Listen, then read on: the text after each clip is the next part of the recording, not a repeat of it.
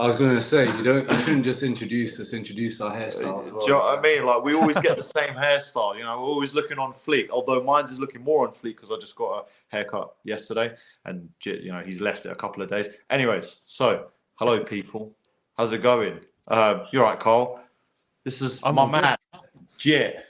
Yeah? So, just to describe it, so Sheetal is his wife.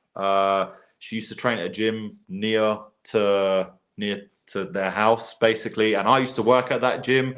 And then we got connected. Then obviously everything in the UFC happened where, you know, my leg got busted up. And then obviously I was looking to train clients. Then Sheetal messaged me. And then she was like, oh, you can train me, my husband, and my son. And then next thing you know, met with my boy Jit. And then we started getting in contact. And then, I don't know, he realized that I'm an all right guy. I'm not too much of a weirdo, or I'm just about enough to handle, you know, on a daily basis, which is really now how often we see each other. We literally see each other every single day. And yeah, ever since, like, we just got like more and more close, like via doing the personal training sessions. And he's been to Australia, he's been to Vegas, and he's been to Brazil. So he's been to every single one of my fights last year, which is absolutely incredible. Now, if you're talking about a fanboy, this is the number one fanboy right here. But, you know, not just a fanboy, you know, close friend, considering family now, because I'm literally around their house every single day. Like, it's mad. Yeah, I've got my own bedroom and everything. Do you know what I mean? It's like, Modestas, all right. It's all right. It's like, it's not even weird that I'm here anymore. Do you know what I mean? Because it's just like normal. But, yeah, very successful businessman. He let me take a picture with his Lambo, which is sitting in the garage right now. So yeah, he's a car fanatic, you know what I mean? So yeah, I mean, what can I say? This is like literally, if you're talking about a person who's on a very similar mindset as me, Paulie is one of them, and Jit is also another. So there you go. And there's a reason why I get on with Paulie as well. Yeah, exactly. Well, we're all the three musketeers, if you will. Do you know what I mean? I'm going to show a bit of love for you now as well, yeah. So I'll just add to that story. Is that my time, yeah? Yeah. Now, we've got to let the guests talk. Do you know what I mean? It can't just be me talking all the time. Do you know what I mean? Nah, it's all good. Look, Mo, yeah, you came into our lives. It's been a few years, right, since we started training. Probably at a time when I really needed to train. You know, work was pretty intense, and so Mo always thinks I'm helping him out by coming along and supporting him and things like that. But actually, he was there in my time of need as well. So being consistent on the training, see on a regular basis. Officially, we train twice a week. Yeah. But we probably see each other 7 days a week. Yeah, literally. It's always like every single day. I finish it. And because the train station is so close to their house, it's just like, well, do you know what I mean? Yeah, but let's just pop in, have a coffee. Oh, training session, you go, come back. You know, you've got a bed upstairs, so it's all good. So, like I say, it's just everything. Yeah, I don't know. It's just they make my life a hell of a lot easier. And yeah, it just helps that, you know, like I say, we just get on really well. So yeah, it all works out. Yeah. You mentioned a bunch of things when we spoke about doing this a couple of days ago. You mentioned a whole bunch of things that we can get to that I'm sure, you know, we might not even cover the majority of them today, because I'm sure we could spend, you know, this whole episode talking about one of those things. So I'm sure we'll get to them at some point. But I suppose what's the main thing that you wanna get to today? Because when we had Paulie on, of course, it was mostly about you guys, like how you met and his kind of perspective on your career from what he had seen from his first-hand account. So I guess where do you want to go with this one? Because you mentioned, like I said, you mentioned several things that I was like, oh damn, all right, that could be like a whole episode on its own. So we got plenty of options. I think there was actually, well, one of the things I was gonna ask is when they first met me, it was like during kind of like the saddest, probably lowest points in my life, and then obviously we've had like a very roller coaster sort of events that have led on to the current day. And it's mad because every single time I go to the house, we're always talking about like the things that I've learned, or the things that I need to change, or the things that we're doing right, or the things that we're doing wrong. It's the same way that I talk to you, and obviously on this podcast and everything, it's the same way that we talk about. I want to say, what's the main difference between talking to me in 2020, what was it, 2020, 2021, and the difference to talking to me now? Like, what's the main sort of? It's probably a lot of maturity. Actually, I was a lot more of a childish. Don't know about that. Well, this is it. Maybe that hasn't changed. Maybe this is all in my head. But I was going to ask, what is like the clear differences that you can see from the Modestas of 2020 to the Modestas of 2023? Yeah, it's a good question. I think when I first met you, obviously you were driven. You got to where you got to in your career for a reason. But probably at a low point, right? With everything that had happened, getting back into Cage Warriors and then back into the UFC, that journey, it's been a struggle, right? And so I think, to be honest, when we first met you, given we weren't close from day one, that happened in the months that followed, there was probably a bit of an exterior, right, that you were putting on because it was more of that client, personal trainer relationship. And then as we got closer, I got to see the real you, the real Mo, what happens behind the scenes, right? And people don't always get to see that. Yeah. So I think, you've obviously been on a journey. There's been a lot of self-healing and learning as well. I think now your mindset is totally different from when we first met you as well, where it's inevitable, probably a bit of doubt and some wobbles and, things at the start and, thinking about what had happened and how you get back to kind of where you are now, even the simple things that you've done over, the last few weeks, which I've tried to do as well. Mo has cut out mostly alcohol now, right? It's been maybe, no alcohol at all, I'm doing dry Jan, which I'm trying to extend to dry Q1 because of that. You not going out as much, the focus, getting to bed early. The thing about you is you're committed as well. So, you've got no issue with when you say you're going to be up and you're going to train, training and doing that twice a day. So I think just that shift in mindset, that commitment, that focus, realizing that all those other things will come. Yeah. And your time will come with that, but you've had your fun. Yeah. And you've had a lot of it. Mate. Yeah. many stories for off camera, do you know what I mean? Or stories for another podcast, maybe. But there was always some sort of story, me coming in through the door. It's like, should have seen what happened on the weekend or this or that. So, there's going to be less of those stories now. Now they might look at me and think, bloody hell, this guy's so boring. There's nothing going on. You know what I mean?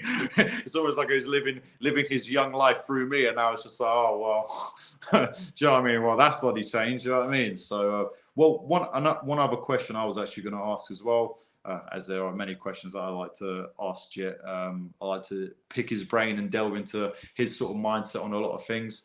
And there's the dog, the lovely Coney, lovely Coney. There we go. Say hi to the camera. Well, even though she's a little bit off camera now. But anyway, cutest dog ever. There's literally no dog that can make my heart melt as much as Coney does. But then again, I say that for every person's dog that I see. So it probably, anyways. One thing I was going to say is how does my journey in fighting, like obviously because you've seen the ups and downs and this and that, the peaks and obviously, Jit was there when we were in the hotel room after the fight in Brazil. And seeing the emotions sort of pour out and stuff like that, and obviously seeing the emotions in Vegas and then Australia, like the whole thing. How does that relate to you in your line of work? And also just like tell everyone like obviously what you do for work and stuff like that. And then just basically just say how it relates to my journey that I'm going through. Yeah, sure. Yeah, look, just in terms of what I do, I'm a partner at a tech consulting firm, work in the city, travel quite a lot abroad. So there's been lots of travel combined with UFC and work and all of that over the last 12 months or so. In my spare time, I do try and train. I do Brazilian Jiu-Jitsu. I've done a bit of kickboxing in the past, but it's always been as a side thing, with work sometimes taking over. So actually having you in my life has meant that I've had to, given me the push to sort of focus on that a bit more as well. Look, I guess I was always into the UFC and watching it on TV. Coming and supporting you has given me an insight into what it's really like, right? The run up to it and behind the scenes weight cutting, which was a new experience for me as well. You putting yourself through that, even though I think you I have to say, make it look easy compared to some of the other fighters. Because I think you got the discipline, right? Jit was literally on the bed in Brazil, like half falling asleep. I'm literally sitting in this sauna suit, like literally sweat dripping down my face. I'm like delirious, saying stuff that I don't even know I'm saying, and Jit's on the bed like, like literally. I think that must have been like, I don't know, like like we're like sitting on the TV watching fights, and he's like trying to keep his eyes open. It's like, oh my god, you're the one cutting weight, mate, not me.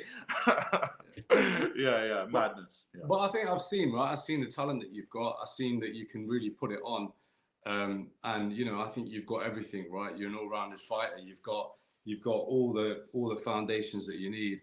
And I know that sometimes you'll go in there and you'll give it your peak performance, and there's other times, like, you know, in Brazil, which I think was just, you got lucky, you know, because I think you were doing all the right things, and you know, obviously saw the emotions after, like coming and supporting you. Obviously, I've always been 100% confident, like back you all the way. And there's never any doubt going into any of those fights that you're going to win, right? You're going to come out victorious. You're going to come on top. That's the mindset throughout. So with Brazil, obviously that was a shot to all of us. It was the last night that we were in Brazil. I don't know if everyone knows this though, which is, you know, there was a part of me that thought, right, okay, well, we're probably going to stay in the room. We're going to have some food. We're going to chill and then call it a night. But we still went out and thought, right, well, screw it. Last night in Brazil. Do you know what I mean? Exactly. Yeah.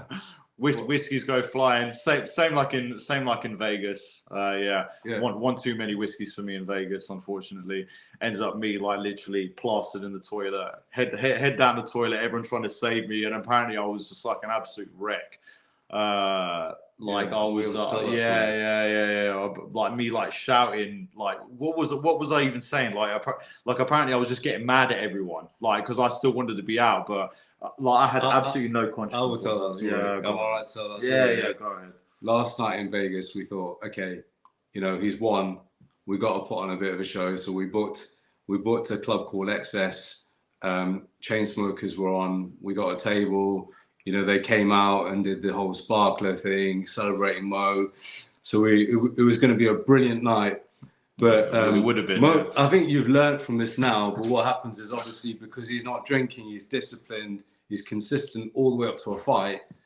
After the win, you know, it's right, let's have a drink. And then because you've been weight cutting, your body's not used to it. Dehydrated. A few hours in, he's dehydrated, and it hits you quick. So before we even got to the club, I think you were probably 6-7 drinks down. Got a lot of drinks got down. To the club. Yeah. Couple of hours in, before Chainsmokers had even come on, we were like, where's Mo?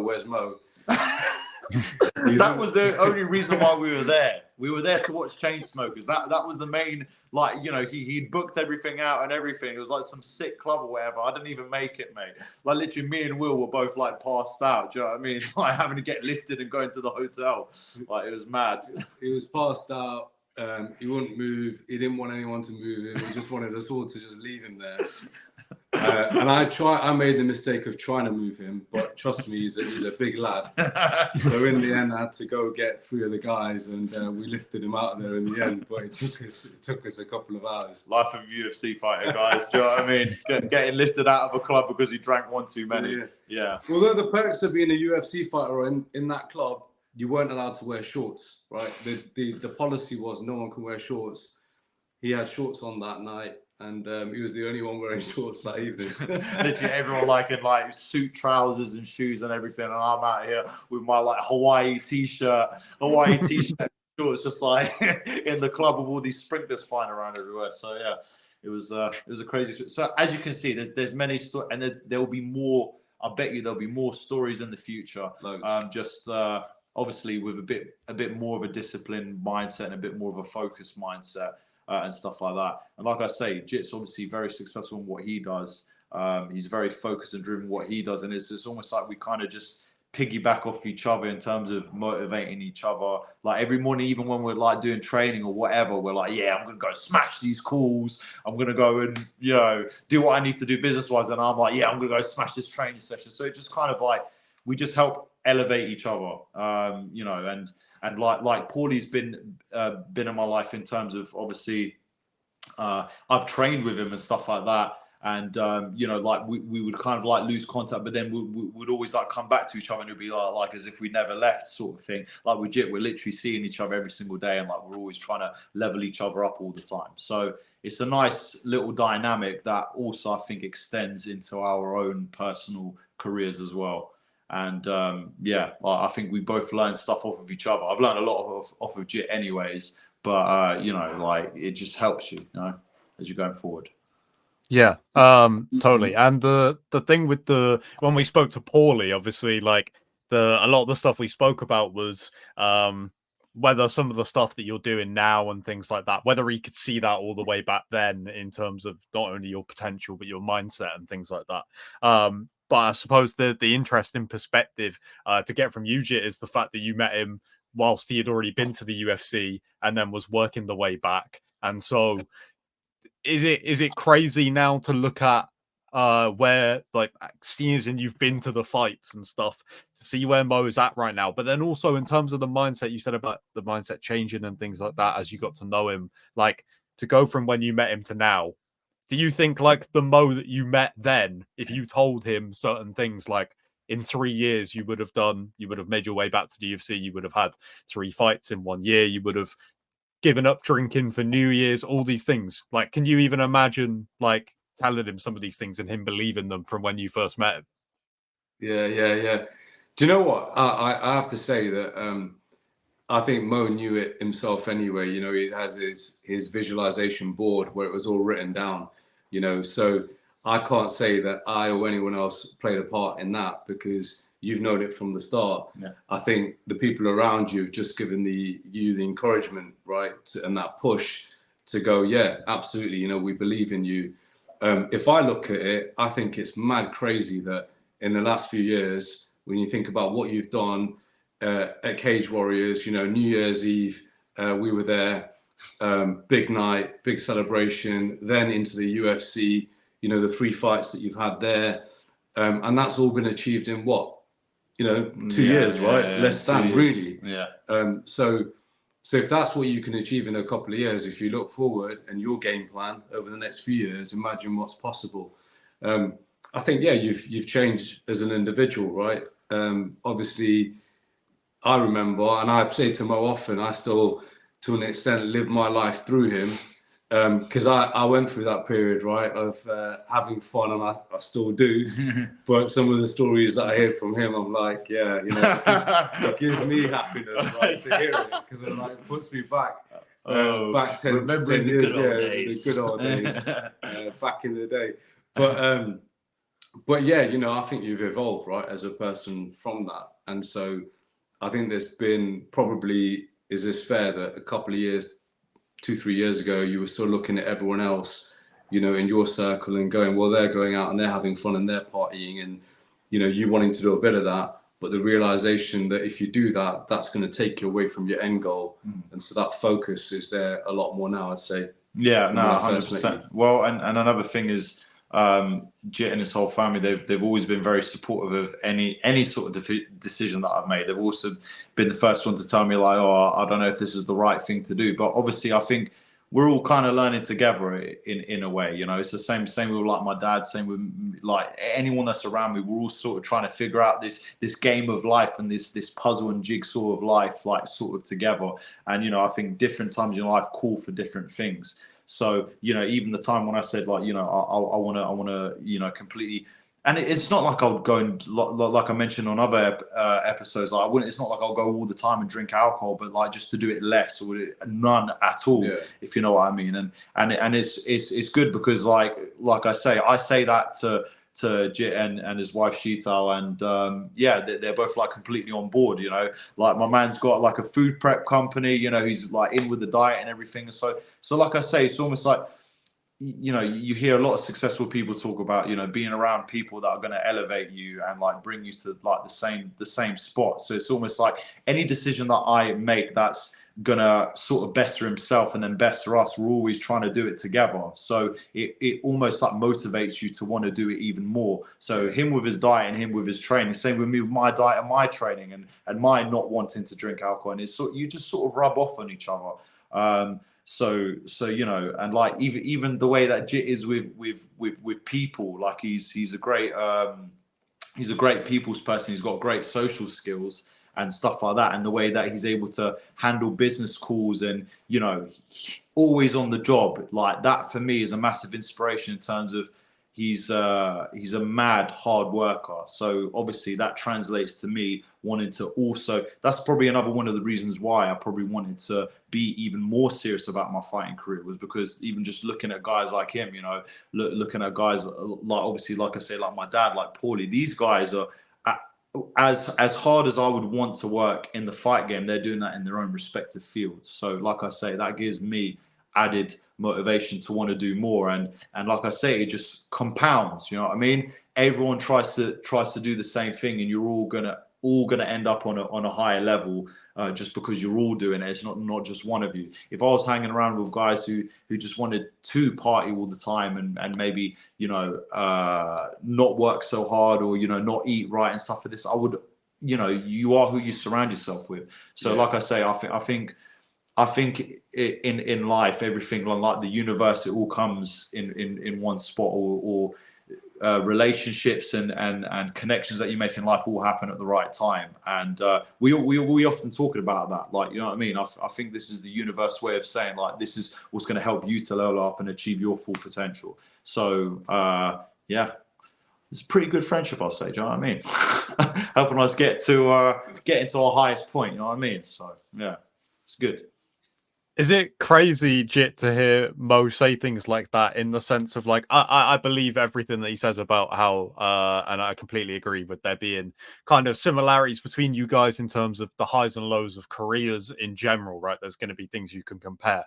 But, like, your career itself is different to what a lot of people will experience just because of the level that you're doing it at. But then to make those comparisons to Mo, who is on a career that so few people are on, right? It's so out of the ordinary to be doing that. Is it like strange to you to do the kind of link the opposite way around? Like, I know Mo's able to take a lot of valuable lessons and motivation from you, but how is it doing it the other way around? And obviously I'm sure you take a ton of motivation from seeing what he's been able to do in these last 2 years and go into the events, right? But also just comparing your career to what Mo does, I'm sure there are a lot of similarities, but I'm sure there's also other things where you're like, that's crazy that you do this for a career. Yeah. Totally. We talk about this a lot. Like, to most people, they'll think, well, what's the common thing? Because, you know, if you think about what I do for a living, you know, it's business. I've been doing this for 20-25 years, working for big corporates. A lot of it is, you know, senior meetings, it's leadership, it's sales, it's delivery, you know, it's global travel. How does that translate to, you know, to the fight game? And I say that, look, and I say it to people in my workplace, and I say it to people outside of my workplace as well, that for me, it's been about graft, you know, putting in the time. I personally have got to where I've got to, not just through, you know, luck. A lot of it has been through connections, to your point, the network, the people that you surround yourself with, but also, you know, when others are sleeping, right? In the morning, I'm up early, you know, I'm getting stuff done. When they're out doing stuff in the evening, you know, I'm also getting stuff done. That isn't to say that I'm not partying, I'm not having a good time, because trust me, there's a good Wolf of Wall Street vibes, mate. A fair bit of that as well. But that discipline, that graft, that consistency, you know, working for it, having that end goal, and just, you know, what the influence that Mo has had on me is, you get a lot of people that do what I do, and we have this conversation often, which is they invest in their house or their cars or their personal wealth or all those other things, but the biggest investment that you can make is in yourself, right? Your body, your health, and, you know, what you eat and your fitness and those things. And that's the influence that you've had, which is, look, I want to carry on doing what I'm doing.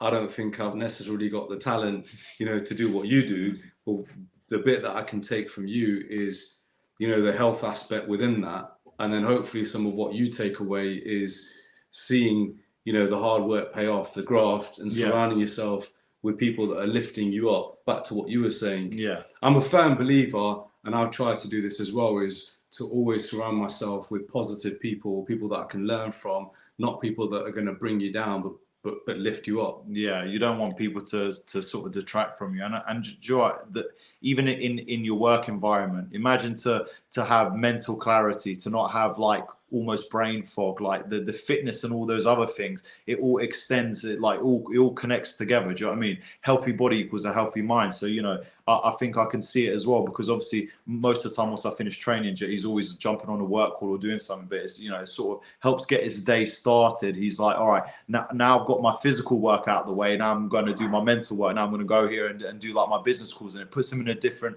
energy, and I think it definitely applies the same for me. You know what I mean? Getting a good training session, having energy. Like for me now, it's like really focusing on my recovery and stuff like that. And I think it translates so well. Like imagine you're after a work meeting or whatever, like you fully recovered, like you've gone home, you had your 8 hours sleep, you wake up, you get a good training session, then you bang on a work call. Like you're going to be like so much more productive and feeling like, do you know what, I want to smash out this day. And like even just in my career, like I say, taking my recovery to another level, doing the sports massages, doing like the sauna and the cold plunge and stuff like that. And it's almost like forcing yourself to do things that you don't like. I was watching this, I was watching another podcast, I think it was Andrew Huberman, and he was saying that there's a special cortex in your brain where it enlarges every time you do something that you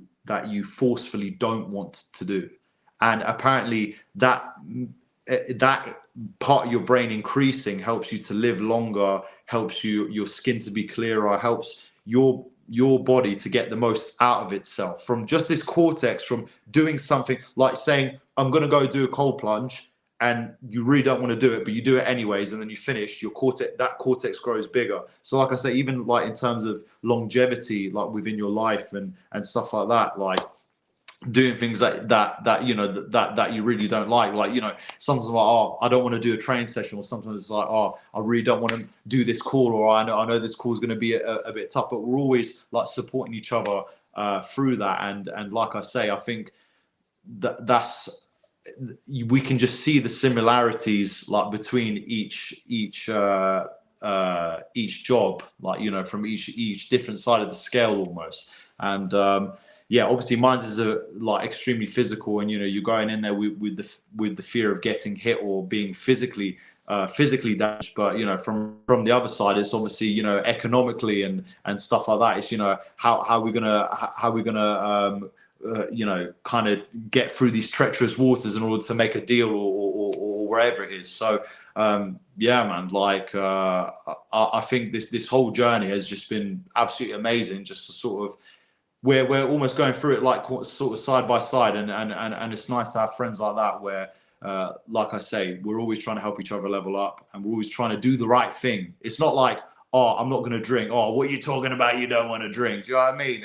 And it's like, it's almost like, no, hold on a minute. There's got to be a reason why he's thinking like that. And as Jit has probably seen, my mind goes through many different tangents. Like, do you know what I mean? I go from thinking this way to over here to over there. Like, it goes through completely like different whirlwinds and circles. But I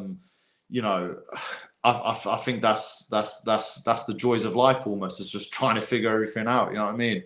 And some things I feel like I've learned later, but then Jit tells me that he also learned later. So it's crazy how we literally standing side by side. It's almost like two mirror images with each other.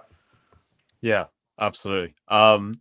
The one of the things that I definitely wanted to get to was because of the other guests that we've had on so far, right? Being your dad, being Paulie, being Will, all of them have trained with you, and in the case of Paulie and your dad, obviously I've known you from a very, very young age and trained with you from a young age, so they kind of knew to expect this, right? But the change of perspective for you, Jit, is that you met Mo when he was already, like I said, already had been to the UFC and all this stuff. So straight away from the moment you meet him, he's a professional fighter. How different is it? Like, what were some of the biggest things that you didn't expect, and what was it like knowing Mo and then going to see him fight live, and where he's going to do his craft? Because I feel like it gets said a million times, but watching MMA on a TV and then being there where you can hear the shots land, things like that, is totally different, right? The atmosphere is like, you think it's intense watching the UFC on the TV. When you're there, it is like nothing else. So how is that to have met Mo and then be like, all right, now I'm going to go watch him do his thing? And, you know, suddenly it changes the whole vibe, right? Yeah, totally.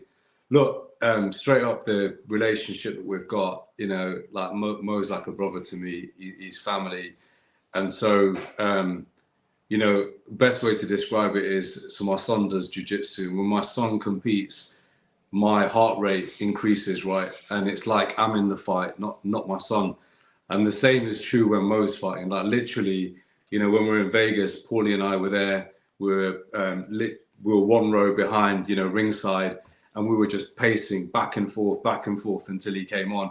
And every blow that was landed, it was like either we were landing that blow or, you know, we were getting one landed on us. But yeah, it's crazy. I mean, like the emotions, because of the tightness, you know, obviously it's a nerve-wracking experience. And do you know what, even in the apex, sorry to cut you there, but like even in the apex, like if you imagine, he's seen me fight in a stadium, like, you know, where there's thousands of people and it's like a very big, like, you know, echoing through the building almost. And now you've got like this kind of very small, like, you know, unique sort of setting where you're literally a couple feet away from the cage. It's a smaller cage as well. And it's like almost like in an events hall in a way. Like I think there's definitely something to be said about that in terms of like you could probably hear the shots even more so in that sort of environment as opposed to obviously hearing it in the stadium. Yeah. And the other thing I was going to say, because it relates to you know, the bit about my world and your world and the parallels is, you know, for example, if I'm going to go and present to, let's say, 1,000 people, even though I do that often, it still can be quite a nerve-wracking experience, right? Particularly if it's not an audience that you know of. And sometimes I'll think before that, well, hang on a second, I'm stressing about that, and yet you've come out in front of stadiums where you've got thousands and thousands of people booing you because it's not your home crowd, right? Yeah. Like what people don't realize is the last 3 fights you've had to fly a long haul a few days before, right? Climatize, adjust. Obviously, the home crowd's going to be cheering on their own people, right? You come out in Australia. In fairness, at the end of that fight, I think you earned the respect of the crowd and people were cheering you on. But when you came out, and in Brazil as well, it was a hostile crowd, right? I have to say Brazil was a lot more hostile, especially for me, because I was sat next to all the Brazilians. He was there on his own. All with cauliflower ears, and we go into, you know, sticking the finger up. But you know, just like the, you can't even begin to imagine that if you're in someone like your shoes, coming out in that environment, having the confidence to be able to do that and still put on a show, that takes a lot of courage, you know. And so I'll often think about that when I'm sweating about the small things. I'll put myself in Mo's shoes and I'll go, look, this is nothing compared to that, really. I ain't going half naked in the cage, throwing fists with someone in front of a large crowd. But do you know what I mean? It's the same. I think each to their own. Do you know what I mean? Each different area of life has its own particular struggles or things that cause fear and adrenaline. Like it's probably an adrenaline rush even like to present in front of 1,000 people. Do you know what I mean? To do a presentation, to not mess up on your words or whatever. Whereas with me, it's obviously you're trying not to mess up on your punches or on your techniques. But for you, it's like you got to be careful, or you know, you want to be able to say the right thing and present yourself the right way and stuff like this. So as you can see, it's like it's a very each different playing field has its own particular struggles and things that they got to think about, because you know, I think, do you know what, it's mad because I do think fighting, like if I was to go and speak in front of 1,000 people, I find it absolutely fine. Like I have absolutely no worries, just because you're forced to put into a very fearful, like scary situation. You got your adrenaline rushing. I mean, honestly, there's probably no feeling like it. It's like you're halfway thinking like, I just want to curl up in a ball and wish I wasn't here, and at the same time you're like, all right, let's go out there and freaking, you know, go out and perform and you know, do your thing. It's very nerve-wracking. But I'm sure, again, Jit, with some of the things that, some of the meetings that you probably had, or some of the presentations you've had to do, you're also in that position. It's like, all right, I've got to nail this one, you know. But I think the confidence through doing it so many times, and the confidence through your like your own self-belief and stuff like that, that's only something that you can do yourself. Yeah. Do you know what I mean? This is why Conor McGregor, for example, was so successful, because he had just had so much self-belief. Even if people thought maybe his skill set was lacking in certain areas, he thought he was the best ever, and then he would go and perform like that, and that gave him like an extra spur of energy. Do you know what I mean? It almost gave him like superpowers in a way. So I feel like that's relatable for us, because it's like when you go out onto your stage and you're performing and whatever it is, it's about having that superpower of saying, do you know what? I'm the man. Do you know what I mean? I'm going to do the business. I'm going to go out here. I'm going to let everyone know that I'm the boss. Do you know what I mean? And me through fighting, and you from presenting in front of people. So, you know what I mean? Like I say, it all plays hand in hand, man. Definitely. Yeah. Yeah, like I said, I'm sure there were comparable things, but I don't know. Maybe this is the outlook of a fighter, and the reason we do this podcast. But to me, it is crazy, because I'm with you, Jit, in that there are things you can compare, but it's also like, yeah, my thing is like quite nerve-wracking. But when I think about, you know, some people I know that train and that are like amateur fighters or early pros, I'm like, I do the same thing where I'm like, why am I stressing about this thing? Because that person's probably stressing about a similar thing. Plus the fact they're preparing for a fight. Like, I've just got to worry about that one thing. I ain't got to worry about fighting another person in however many days. But I think it's mad. Like, I think it's like I say, I think for someone who's a performer, they'll probably have similar emotions, you know, going out and performing in the West End, or someone that's you know, maybe doing a film role or something like this. But like I said, once you do it, like for example, Carl, you've interviewed so many people over the years, right? You've done all this media work, and you have no fear about literally putting yourself out there in terms of like writing stuff on Twitter, like getting the news out there, letting people know what's up, doing the interview, even just to message people and ask them, hey, do you want to do an interview with me, and stuff like this, and stuff like that. Like, but for some people, that would be like the most nerve-wracking, scary thing ever.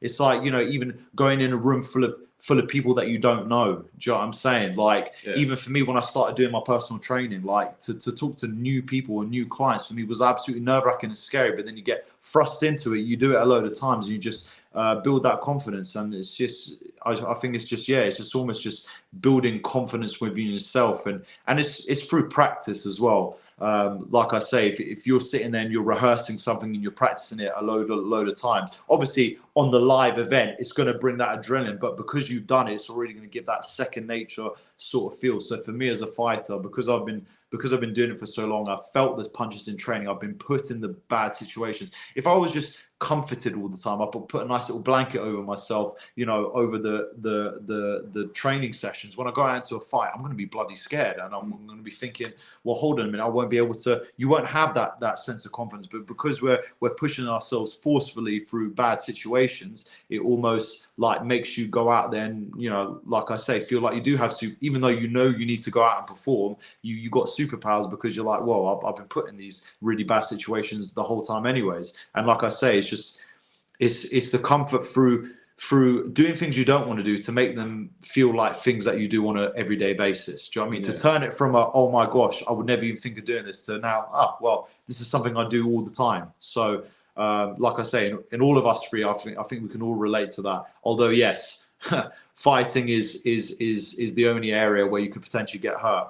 And like, you know, like in the NFL and stuff for this, but I think it's mad because with the adrenaline, it like makes you able to take more punches. It's mad, yeah. If you get clipped at the right spot, the nerves in your chin and stuff like that, sometimes you can't help it. Or if you don't see a punch coming or whatever. But when you do get into a bit of a fist fight, it's mad because you're almost like, hold on a minute, I can take these shots. Like, you know, this isn't as painful as what I thought it would be.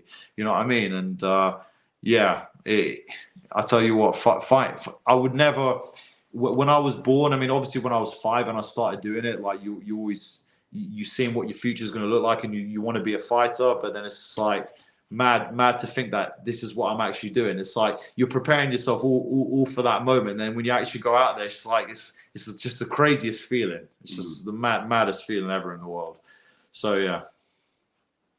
A question for you, Jit. What was the more nerve-wracking fight to be at and watch, the Australia card or the Apex one? Because I'm sure both of them were very tense for different reasons. Yeah, I guess the different reasons being like with Australia, because it was the first fight back in. You know, it was a long way to go.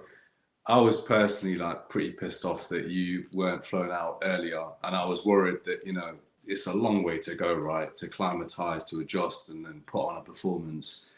You know, but equally you'd had an amazing performance before that, and you know, believed in you, and personally was looking forward to seeing a bit of Australia as well, right? And having a good time and enjoying the weather. Of course.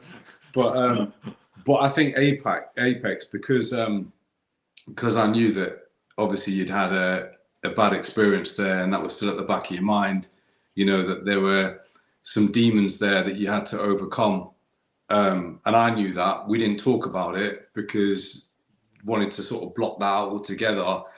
And as I said, I've had this belief in Mo, like deep in me, knowing that he's going to be a world champion, you know. So I don't go in with any doubt. So I knew he'd overcome the demons in the Apex. It was a different experience because, as you said, it's more intimate. It was small. It was almost like we were in the cage. That's how close we were. The crowd was a good crowd actually, because we were able to just. There was a lot of people there. It was weird because a lot of people just came to, you know, bet, right? And so all the people around us were basically on Mo's side. They'd like kind of got them on my side anyway. Betting in your favour. You made them a lot of money that night. Oh, there you go. You know what I mean? Helping everyone out. But yeah, different experiences. So even though Apex was like amazing, and obviously opportunity to overcome the demons and perform well and get the win, I loved Australia, right? Just because Tyson Pedro, you know, he's rated, and, you know, I think that you put on an amazing performance there, but also just the crowd, right? The Australia crowd was 14,000 awesome. people. 14,000 people. And obviously you got a few of those boos when you walked out, but when you walked off the cage, people were cheering you on, right? Yeah. Showed respect for the performance you put on. It's brilliant. I'd love to go back there again. Hopefully you get to fight in Perth. Yeah, I was just going to say, bloody Perth was a hell of an experience, and even the stadium was sick. Do you know what I mean? I like the way that it was laid out. It was like almost like triangular, like type sort of architecture that it had there. Fighting in that stadium and then walking out in front of, like, literally in Brazil, obviously it was, I think, early on the prelims, whereas that one was the featured prelim, so everyone decided to turn up for that fight for Australia. So actually having the crowd gave a little bit more energy, and yes, it's always more fun when there's more of a crowd, isn't there? It just makes more of a scene, if you will, you know.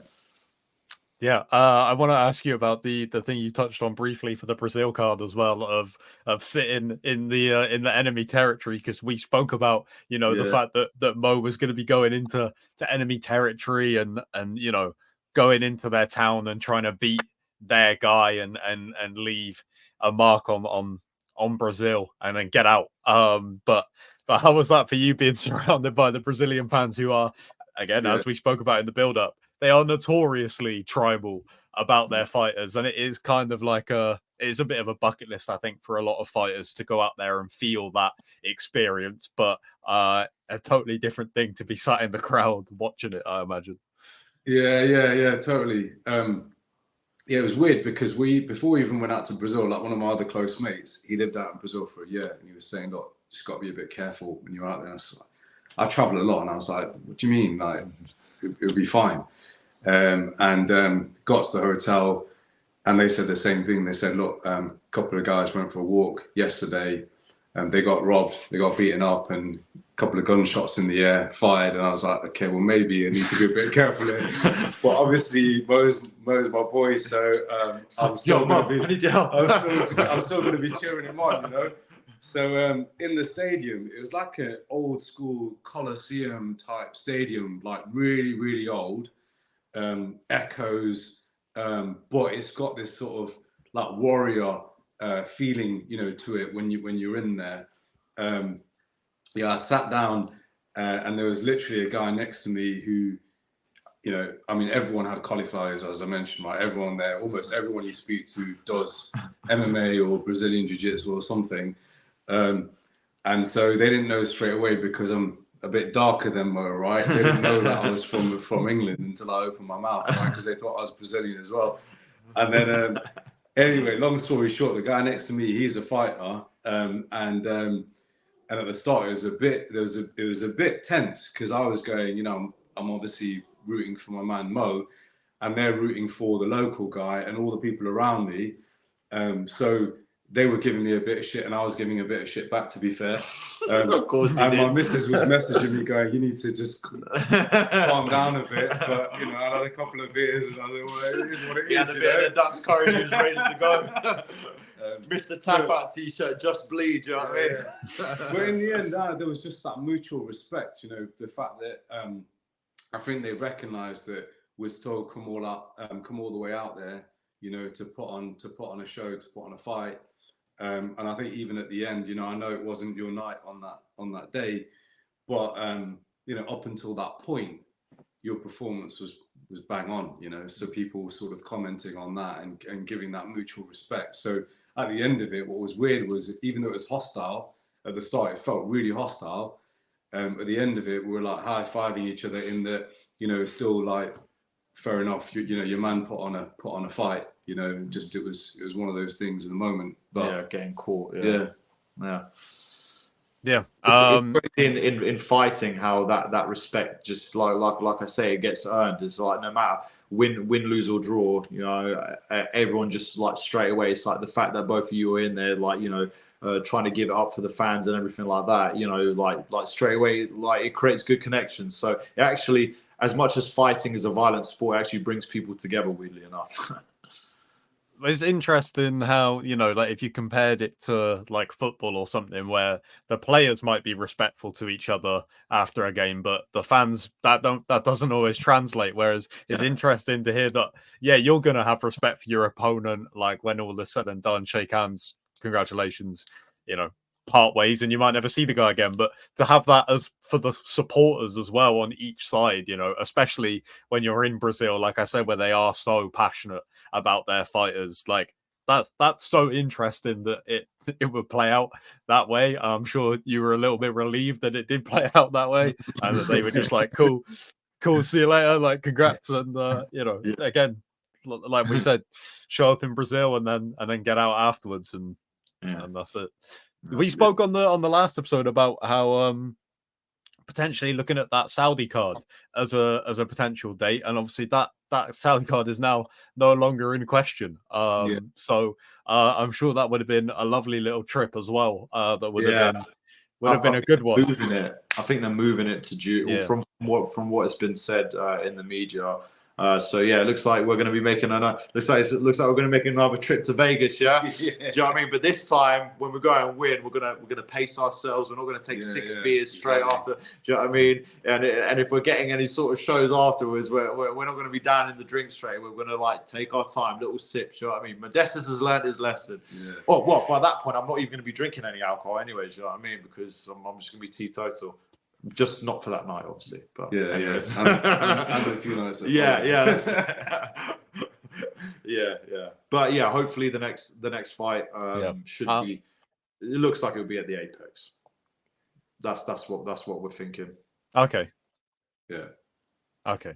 How are you about going back to the Apex? Because I remember when we spoke about it a while ago, like, for the first few episodes of this podcast, we were constantly talking about there should be a London card next March. Get on that London card, finally get you in front of the UK fans. And then when we spoke about the Apex, you were a little bit like, I've been there and kind of got rid of that demon. I don't really feel the need to go back. I know that if I refresh my Twitter right now, there will be somebody complaining about the Apex right now. Like it's constantly a debate as to whether the UFC should carry on with the Apex or get rid of it. But to get your perspective as a fighter who, of course, you have a history with the Apex that, you know, it kind of felt like you put that chapter behind you. So how do you feel about the idea of going back? Well, look, I mean, there's other cards. There's Atlantic City as well, which would be in a you know, I like fighting in an arena. Do you know what I mean? With loads of people. But at the end of the day, I kind of look at it now like, you know, guys like Sean Strickland and you know, guys like Arman Sarukian and all these top level guys. They've all had to fight at the Apex, and they've all had to do it more than once. A lot of them, like Jamal Hills, I think had to fight there 3 times or more than that even. So a lot of these guys are having to fight in that environment, and I think it's at the end of the day, it's better just to get used to it, and you know, because you know, there could be a big possibility that you are going to fight there because clearly they want to continue it to keep it going. I think they found a good base to have it done at the Apex. They've got a good little system, like, you know, kind of putting fighters through there and getting the fights done and the shows done and stuff like that. So, you know, I think it should be a goal of mine actually to headline an Apex card, because then that will give you your almost christening to get you ready to headline like a big time UFC card somewhere. So for me, it's just part and parcel of the game. I do fight and train in small cages, so now it's being less of a it's been seen as less of like a dark cloud over me now. Like maybe before it was because you know, like I said, smaller cage, the environment, the demons. But now I've gotten past that, and at the end of the day, you just got to go out there and fight. You know, no matter what you got to do, and like I say, it is the natural progression to get you towards, you know, to get you towards headlining these big cards and these big stadiums. So this is the career that I've chosen. These are the things that I need to do. So, you know, if I need to go and fight there again, I'll have no issues. At the end of the day, a fight is a fight, and I definitely view it that way much more now. The UFC and myself as a writer both love a little bit of that extra something to talk about during a fight week and stuff as well. And the story of your UFC career with the Apex tied to it, to go on and headline an Apex card, it writes itself. Like that would be a fantastic 100%. narrative going into the fight as well as the fight itself. So that would be pretty incredible. That's definitely on the on the whiteboard for sure. So yeah, like I say, I'm really looking forward to just go out there and do my thing, man. Whenever that case may be, like I say, I'll make sure I'll be out there and ready. We're training. We're in full camp. Like, you know, I've heard Sean Strickland even say it on their embedded shows. They're always training. So I'm not doing anything different to what the higher level guys are doing. So yeah, it's just part and parcel of the job, innit? Speaking of Sean Strickland, I guess final thing to talk about for this episode, because it will be going up tomorrow. It will be just one day until the first UFC pay-per-view of the year. So is there? I've seen that it hasn't received like a ton of praise, this fight card. I think that when you look at the ones that we've got coming up with 298, 299, and 300, those cards are ridiculously stacked. So you know, it kind of speaks for itself. But is there anything you're paying too much attention to? Any fights that you're particularly looking forward to? Well, obviously, the main card, the main fight, obviously, is the Sean Strickland versus Duplessis. I'm not sure if there was a light heavyweight fight on this card. I don't think so. I mean, like I say, I've been just looking through all the different cards ahead, and I've just been trying to pick off and see where the middleweight / light heavyweight fights are. You know, like I say, even myself, I haven't really paid too much attention to that. Obviously, the main event is the main fight that I'm looking forward to. I'm interested to see how Sean Strickland's style will clash with Duplessis' style, and you know, because like I say, it could set up other fights in the future. Personally, I believe, you know, as my early prediction, I'll say Sean Strickland will take that fight. He's got very good jiu-jitsu as well. He's got a very awkward type of style. Duplessis is a very more of a traditional sort of kickboxer. He's very powerful, obviously, and also very good on the floor. So it'll be an interesting fight. It'll be a very interesting fight. But yeah, let's see if Strickland can get it done again. It's nice to see as well them bury the hatchet and sort of put all the trash talk to the side as well. And now, they're just going to go out there and get ready to fight.